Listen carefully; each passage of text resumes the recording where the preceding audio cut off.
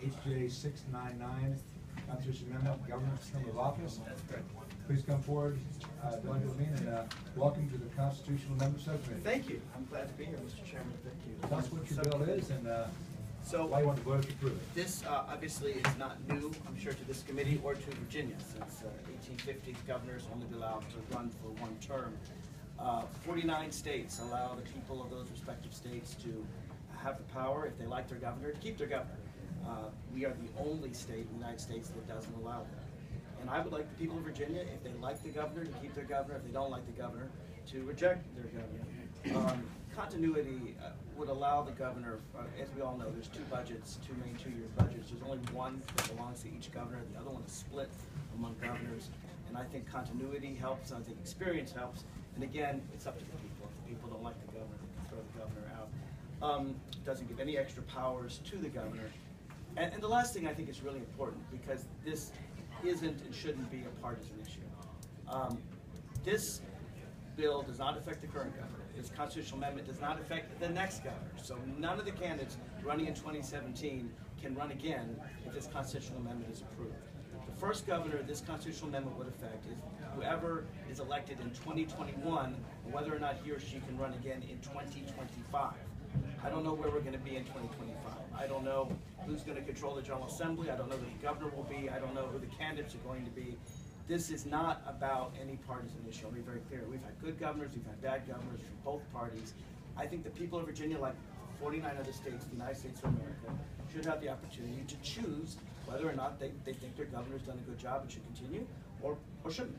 And so that's what this amendment's about. Let me ask you a question. Yeah.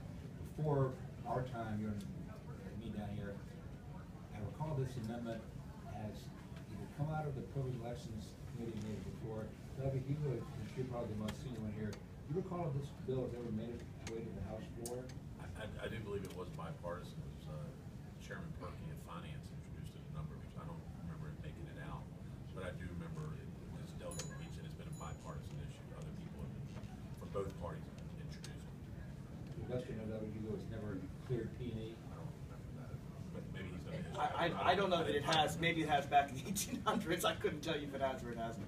But we are an outlier. I mean, all 49, every state except Virginia allows their governor to run for a second term. And I think the reason is because, again, if we have a good governor, why should we throw that governor out of office? Yeah. So, Delegate Levine, you indicated it doesn't increase his powers in any way. Right. Are you aware that the governor of Virginia is arguably one of the most powerful governors in the country in his 4 years? You know, he has more. Are you aware of that? I think he's more powerful. I think there's than the other a governors. range of powers for governors. I mean, we elect the judges, for example, in our General Assembly. Very few states do that.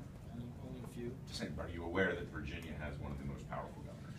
I would say that there are governors more powerful and less powerful than the governor.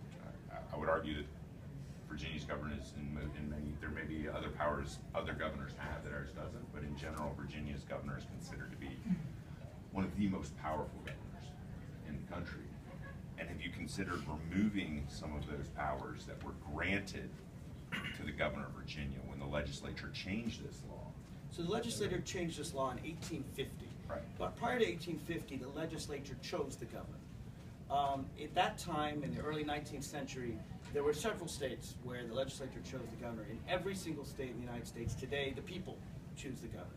And you've got to remember, back in 1850, the legislature chose United States senators. There was no suggestion that the United States senators should have less power when the constitutional amendment came to properly choose United States senators. To me, it's about the power of the people. I believe in democracy.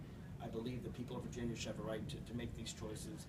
I'm not sure which powers you believe that the governor is so powerful than other governors.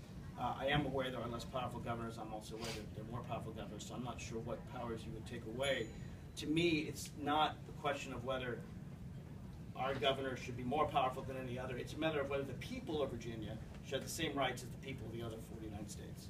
Let me ask you a question that we have in federal law. If a sitting governor dies in office and the lieutenant governor becomes governor, does that lieutenant governor now sitting governor have 2 shots to run or just one? So the way it works, actually, the same way the President of the United States works, the 22nd Amendment. It specifically says, so if the Lieutenant Governor assumes office with less than 2 years, then Lieutenant Governor can run for another term. So the maximum that, in that case, they could serve would be 6 years. If a Lieutenant Governor assumes office with 1 year to go, they could run 2 terms for a total of. So it'd be just like the federal law. A president can serve between 6 and 10 years, technically. The same would be true for the governor. Thank you, Levine. Any further questions? Just, Judge, you go. I'm not weighing in one way or the other. Historically, I think that was part of the discussion when I brought up Delegate Perkey. It had to be a decade or so ago because I believe it was Governor Warner. I think there were discussions about if the power was given, the ability was given to re-elect the governor. There was a question about whether or not there were certain appointments from the governor. I think going to Delegate Miller's comment there, and I think that was part of the discussion. Well, again, that was a decade ago, so my memory's foggy. But I would say that was part of the question. I think at that time, Governor Warner did not want to do it. I'm not weighing in. I'm saying that was like getting a little bit of history there. So, yes, sir. Thank you, Doug, you do it for that good bit of history. Any further questions for Doug, Levine? Okay. Public, please come forward, identify yourself. Yes, Let them know Carol who you are. Monaco with the League of Women Voters. Welcome. And we generally oppose term limits, so we would appreciate if the committee would give this a favorable consideration. And I will just say that we've been doing some research on this and going back to the 2004 report and interviews with governors, and they don't all agree, which we would prefer. Former Senator John Miller said, let's let the people decide, let them vote on what the term limits should be. Very good. Thank you for your testimony. Last thing I should say, I do know that former Governor Gilmore supports this constitutional amendment. So this is not a partisan amendment. I just think it's good government, democracy, let the people decide. Thank you, Doug Levine. Any questions from members of the public want to talk to the committee about Doug Levine's proposed amendment? Okay. So Levine, thank you for coming here today. Thank you. And you probably heard that speech earlier, but we'll be voting on all the bills in one block, probably later in our board chairman motion. Thank you, everyone, for your Thank time. you. Appreciate it. I can take a vote block right now, Mr. Chairman.